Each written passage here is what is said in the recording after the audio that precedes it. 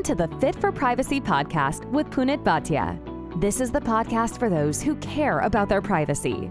Here, your host, Punit Bhatia, has conversations with industry leaders about their perspectives, ideas, and opinions relating to privacy, data protection, and related matters. Be aware that the views and opinions expressed in this podcast are not legal advice. Let us get started.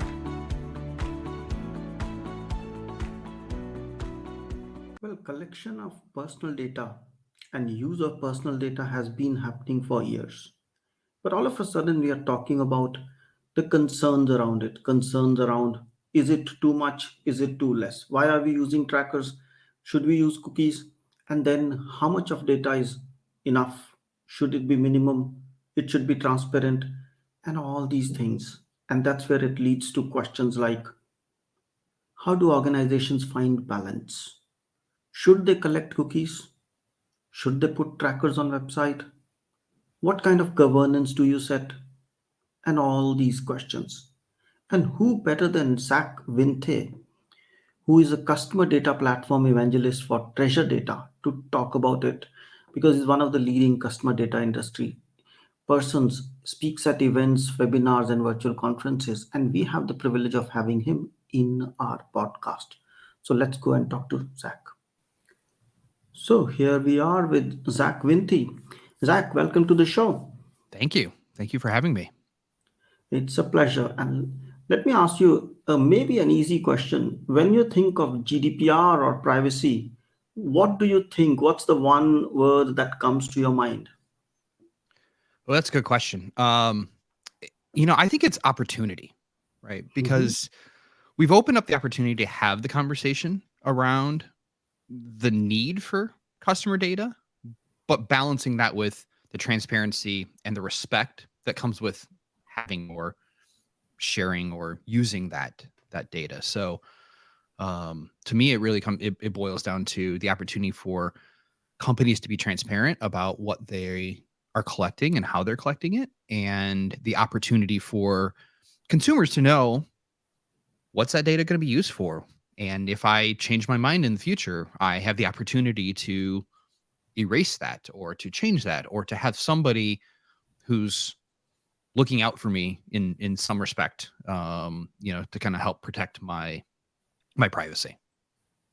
Interesting. So when you look at this opportunity, as you rightly say, there are two dimensions to this opportunity. One is the organizational side of it, wherein you want to leverage data, wherein you want to have more experiences, more opportunities, more insights, and everything more. And of course, the more data. And then there's the customer side, wherein you want less tracking, less everything, while the organization wants more personalized customer experience. So, how do you balance the need for personal information of the organization vis-a-vis the need of the organization to provide customer experiences, as well as, on the other hand, protecting privacy or limiting the information a company collects? Yeah, I think a lot of it comes down to, that balance comes down to trust, Mhm. and transparency, right? And I kind of already said that, but the idea of that is, customers, the consumers want a personalized experience, right? If you ask them ultimately, do you want something, tailored to you? The answer is yes. Then the follow-up question is, well, how much data are you willing, or how much about yourself are you willing to give up? And, that varies, right? And I think a lot of that varies depending on how much they trust that company. If you have a trusted relationship with a brand, you're willing to give out data. You're willing to share more information. If it's your first purchase and you're having something shipped to your house, you're like, okay, fine. I'm willing to give you my name, my address, my email, my payment information. But you might not be willing to answer questions like, what's your income bracket? How many people are in your household? And really, that information is probably not necessary for that personalized experience of shipping something to your house. So I think companies have a responsibility to say, yeah, we want this information, but play the long game, right?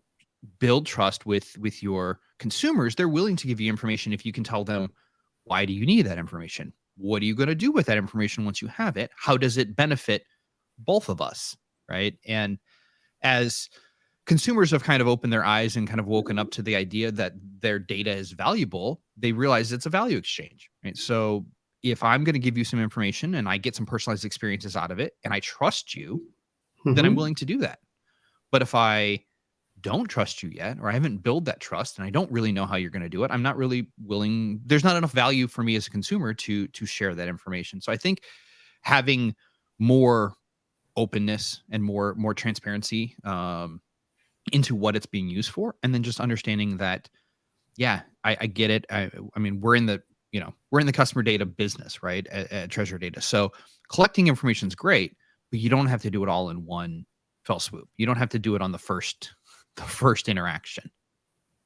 Indeed, I think very well said. The core element is trust, but the trust comes from when you demonstrate transparency Right. and there is relevance. And then in the context, the customer is more and more willing to trust, but you don't want to be collecting data immediately. And when you say collecting data immediately, there's the aspect of or the attention on trackers, the ad pixels, the identifiers, the cookies, and there's a lot of attention on PII or personal information also in there. But even apart from PII, this area of trackers, pixels, cookies is a little bit annoying at this moment because you go to a website, there's a lot being said, you don't understand. How do you propose to companies to manage all of this situation of trackers and everything? Because there's also this Google Analytics or Google Tag Manager thing wherein they say it's compliant, not compliant. Everyone has a view, of course. Yeah. Yeah. So, I think trackers and ad trackers and, pixels and all of those things have somewhat gotten a bad rap, because, there's a lot of them that are very innocuous and are just Yeah. doing things that are, providing a good experience, right? They're allowing you to go from one part of the store to a different part of the store, and just keeping your shopping cart, right? Keeping that tied together. So there are things that are just part of the experience, but there have been a lot of companies who have then overreached and overstretched and done, the example that everybody uses is, you go to the site, you look at one thing and you leave, and then that ad follows you around the internet for the next month of something that you really weren't all that interested in buying to begin with, right? It's retargeting advertising. And I think that's really not the fault of the pixel or the fault of the tracker. It's fault of the advertiser,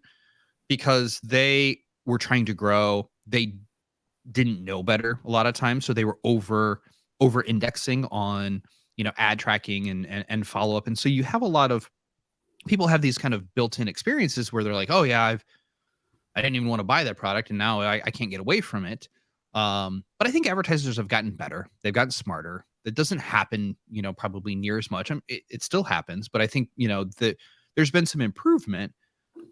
But a lot of that was happening because there wasn't an alternative. There wasn't a lot of ways to collect first party data that was useful and meaningful to carry on that relationship. And now, as technology's improved, and as we kind of start to think about the fact that we don't necessarily have to use all these anonymous ad channels and all these anonymous platforms, that there are ways to build a trusted relationship, right? So whether that is through, um, an email channel, obviously marketers use that, through SMS, through partnerships. There's a lot of different ways we can now start to, engage with consumers and give them the option of saying, hey, this is what we're using X tracker for. This is what we're using Y tracker for.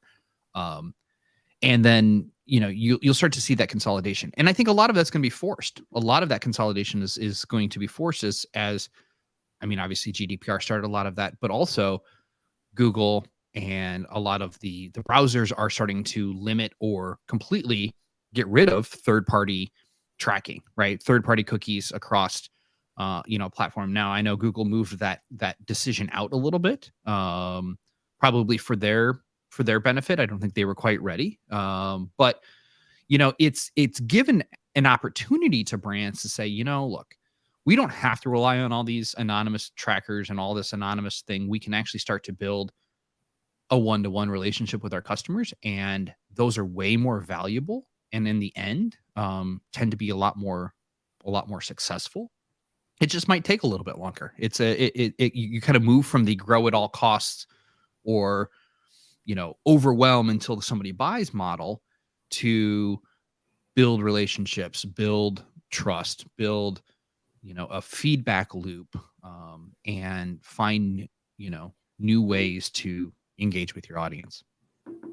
Absolutely, I think trust matters here also. But as we talk about trust, you touched upon that Google maybe moved back the plans in their own interest, but that's the same with most companies. Let's say you implement cookies and you go the most advanced or strictest approach, saying functional, technical, marketing, necessary. And then all of a sudden you realize few weeks later that your marketing data is not being collected because most of your marketing cookies activate when you turn on the trackers, and that is generally not classified as strictly necessary.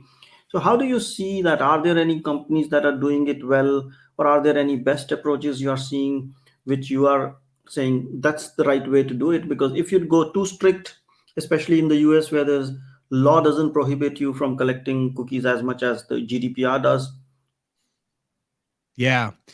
Yeah, so I think there's kind of two sides. One is there's a technical aspect, Mhm. which is understanding, what do I need to track, and then what do I want to track, right? So looking at those, and like you said, if you go with the strictest model, a lot of times it doesn't give you maybe the attribution that you're looking for, but there's a lot of ways to actually tie some of that attribution together, right? So one of the elements is saying, I'm, instead of doing it all in session in browser with a bunch of trackers, I'm going to set a basic identifier, right? It's a first party identifier, so I can identify you, that can power my cart, that can power my, if you're on B2B, it's your white paper downloads or whatever it is, so that you have an identifier to that individual.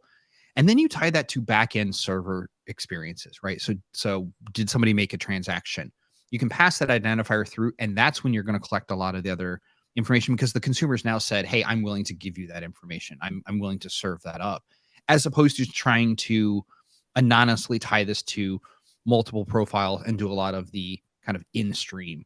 So that's one way that customers can approach this, as saying, look, let's do more server side on completion, right? And we'll limit the information until they get to that point. The other side is the organizational side. It's the cultural aspect of kind of data collection. And the companies that do it really well, one of the things that a lot of them have is some form of center of excellence or kind of data collection committee. And the benefit of having that is you're not just making decisions on what are we collecting, from well, my department needs this, but you're having it as a cross-functional team who's saying, why are we collecting that? What are we doing? And the best ones have a mix of people who have kind of different opinions. I come from a marketing background. I'm generally more trusting of my data because I'm kind of used to it, and I've seen the good and the bad, but I'm kind of more willing to give my information out. I have colleagues who are on the complete opposite end of the spectrum. It's like no data, never, ever. Like they shut down all tracking. Having those opposing viewpoints sitting in your committee, and when you're saying, "Hey, we want to add this new tracker, or we want to add this new attribute to one of our forms," allowing those two viewpoints to kind of discuss and make a decision collectively for the organization, it gives a voice to the organization, right? It gives a voice to the organization, but it gives a voice to the consumer too, because now you're taking we're all human, right? So we're going to say, hey, well, what would I want to be like? And I'd be like, I don't mind giving up that information. Somebody else like, I absolutely would never give up that information. And so being able to balance those viewpoints in a committee, and then ultimately make a decision that as an organization you're comfortable and it's justifiable to you, tends to work really well. And I think it opens up a lot of conversations rather than, oh, we're just going to slide a new tracker in our latest build. That's interesting. So you're suggesting is have some sort of governance, have some sort of multi-dimensional, multifunctional, cross-departmental team Yep. which looks at things from different dimensions, different perspectives, and decides as a company culture which direction and how much of risk tolerance or risk appetite you have, and then make a decision. But that also means, because one of the concerns that these committees or teams have is there is a huge amount of data that we are collecting, and that means for the bad actors, the hackers, you get into spotlight. And that's where the governance you're mentioning or the importance of data privacy comes in, especially when it comes to customer data. Because if you don't have the governance, if you don't have the data privacy well implemented, these bad actors tend to manipulate, tend to take advantage of the customer data, and that's something customers are more concerned about. Yeah. And in that context, are you seeing some good practices, ethical practices, or renewed interest in protecting personal data? Because there's an element of corporate governance, but there's also the element of culture and ethics. So, what are you seeing there, and what are the practices do you see? Yeah. So I think one of the benefits, going back to that organizational team, right, is when you're talking about data, right, then it's also not just talking about, well, what trackers do we want? It's what data are we collecting? What systems are we collecting? There's more people who are aware of it in the organization. Because I think, for the longest time, privacy was a thing that your IT team did, or that the CISO's office did, which was maybe 2 or 3 people. And marketers were just like, whatever. It's I do my annual data compliance course or test, and I'm good. But over the last couple of years, that's really shifted a lot, and I think a lot of marketers are now talking about consent and privacy, both because they have to, from a kind of from a targeting perspective, email and channels and whatnot. But I think they're also um I think marketers truly care, and it wasn't that they ever didn't not care. I think it was less of a concern, and less of less awareness to it, right? And so now you have marketing teams, and you have organizations that are aware of what data they're collecting. They're talking about how they're going to use it. But more importantly, there's a lot of technology, CDPs in general, that allow you to now manage and have some control and governance, right? So I always used to joke the biggest marketing tool ever created was Microsoft Excel, because marketers would throw some data in there, they would manipulate. It was easy, it was fast, and they could do some things very ad hoc. Well, you want to talk about one of the most insecure things to have customer data in is an Excel spreadsheet that can easily be saved, that can be shared, that can be sent to an agency via email, and that's not that's not a good thing to do, right? That's not a good practice. And so, but I think for the longest time there wasn't a lot of other options. There wasn't a lot of alternatives. And so one of the opportunities that we have as a CDP is, we have governance tools, and I mean, it's core to our platform. So being able to decide who has access to, PII. You may still be able to run a report or run analytics and see aggregate information, but you're not going to be able to drill down to the PII level if you don't have if you don't have rights. Or if you're working with an agency on the outside, they may be able to build an audience for you and do some basic, SQL and targeting and things that they may be better suited for. But again, you're hiding or hashing or blocking that personal identifiable information. And so now the tools are allowing marketers to be aware of what information they're sharing, and they don't have to create, those unsafe workarounds that may have previously been kind of how they went down that path. And so I think there's an awareness factor, there's a technology factor, and then obviously there is a regulation factor as well, that as regulations, GDPR, but now in the States, there's, every state either has a some sort of policy, in effect, going into effect, or in committee. And so I think there's now a regulatory environment where marketers now have some guidelines and some practices that they're following as well. So I think when you put all three of those things together, we're seeing drastic improvements in data hygiene, as far as what's shared, how's it shared, eliminating some of those bad actor opportunities, if you will. Absolutely. And I think In the modern world, this awareness, understanding of technology, and the understanding of regulations is what you need. And that's what, when you need to manage the three dimensions, or even also the other elements which you talked about, managing data, there comes the data governance strategy that an organization needs to put in place, because you cannot manage regulations by regulation, and you cannot manage by subject, saying here we are tackling privacy, now we are looking at security, now cyber security, now compliance, and that is not the way. You need to have a comprehensive data governance strategy. And since you do a lot of work in that area, my question would be, how can an organization future proof their data governance strategy or approach?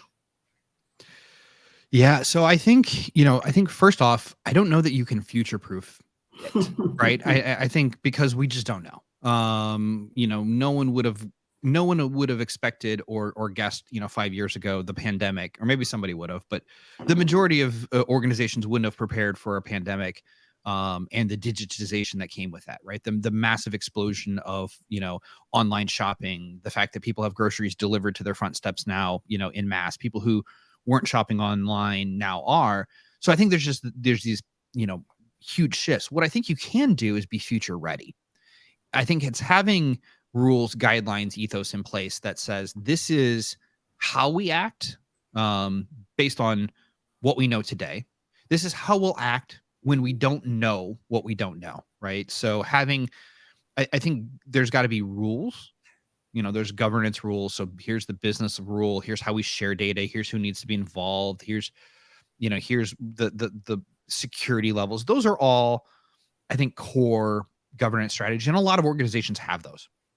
I think the second level, though, is the how do we act when we're presented with something new? How do we resolve, and what is our guiding? So, organizations have mission statements, they have, value statements for how the company's going to provide. Well, I think we have to think about that as how do we interact with our customers, right? We have to do right by our customers first. And what does that mean? That means, we don't share information until it's been able to go through a vetted process, or whatever that may be.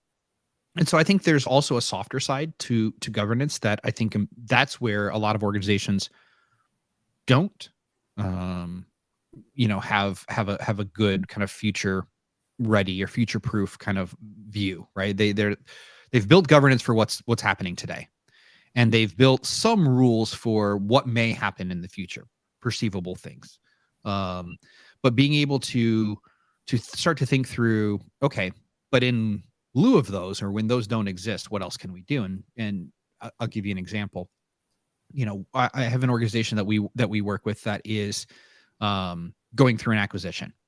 And so now the question is, well, how and when do we share that? These are two private companies, so there's no government regulation.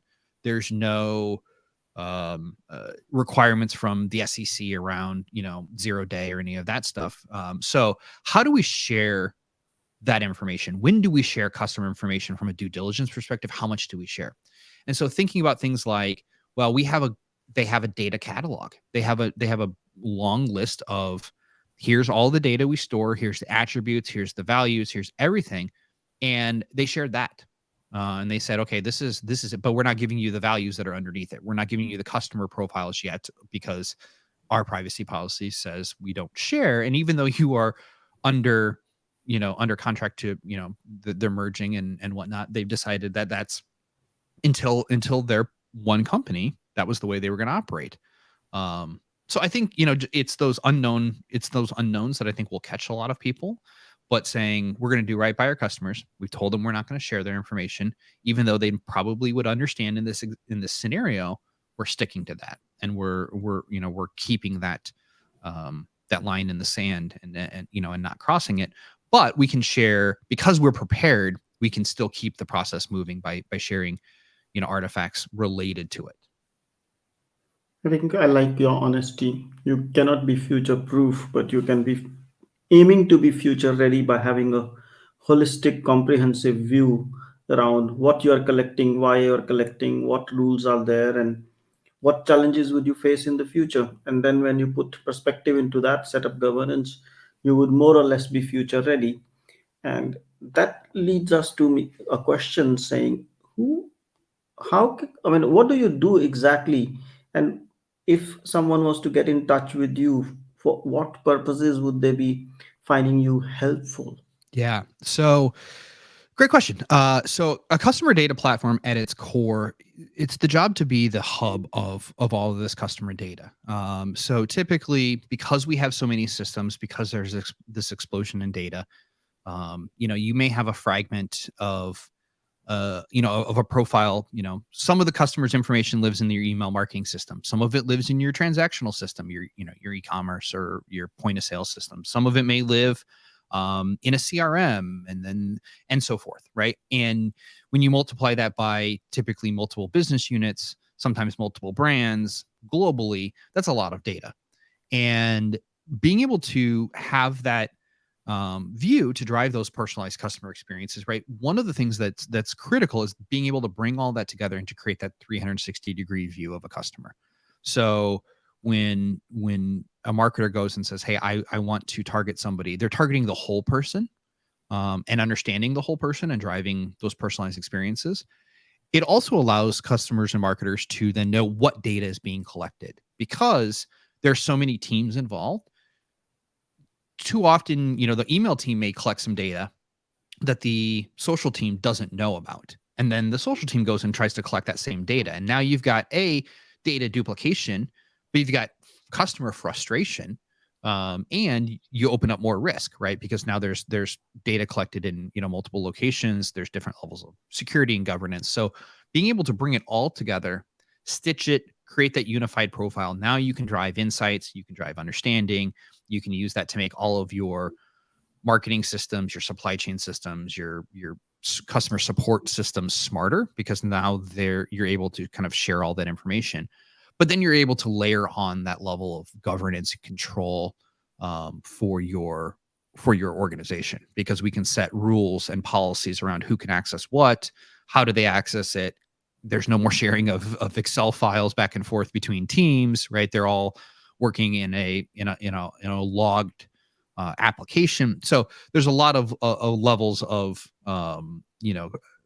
transparency and compliance that will come with having a system like that. And then finally, by bringing it all together, you can also respond to things like a DSAR request, right? So if I need to delete the customer data, now I know where all that information came from, what all the source systems are.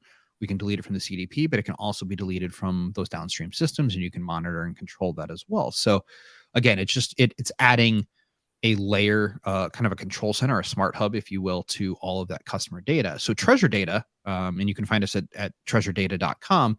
We work with enterprise companies across the globe, from direct to consumer, CPG, retail, automotive, and a variety of other companies. And so when they're facing these complex challenges of having multi-region, multiple brands, multiple regulatory policies, and ultimately just multiple teams, bringing all those things together into a single source of truth it drives a lot of it drives a lot of efficiency, and it allows our customers to ultimately drive those connected customer experiences, those personalized experiences for their customers, because you're now looking at the whole customer, not just these fragments of data.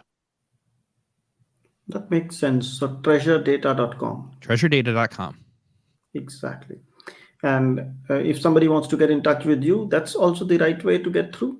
Absolutely. Yeah. Treasuredata.com. You can go on and, if you're interested, you can request a demo. I'm on LinkedIn. So Zack Wenthe, Wenthe. Feel free to connect with me on LinkedIn. Follow up if you have any questions about this or just want to chat in general. I'm always my inbox and my profile is always open. So always happy to connect with listeners. So we are towards the end of the conversation, and I would say it was wonderful to have you and have this rich conversation about data, the customer data platform, and how data is evolving and organizations are taking action, and more importantly, the holistic action which you talked about. I would say thank you so much for your time, and it was wonderful to have you. Thank you for having me. Pleasure. Fit4Privacy helps you to create a culture of privacy and manage risks by creating, defining, and implementing a privacy strategy that includes delivering scenario-based training for your staff. We also help those who are looking to get certified in CIPPE, CIPM, and CIPT through on-demand courses that help you prepare and practice for certification exam. Want to know more? Visit www.fit4privacy.com. That's www.fit4privacy.com. Thanks for listening. If you liked the show, feel free to share it with a friend and write a review. If you have already done so, thank you so much. And if you did not like the show, don't bother and forget about it. Take care and stay safe. Until next time, goodbye. If you have questions or suggestions, feel free to drop an email at hello@fit4privacy.com. That's hello@FIT4privacy.com.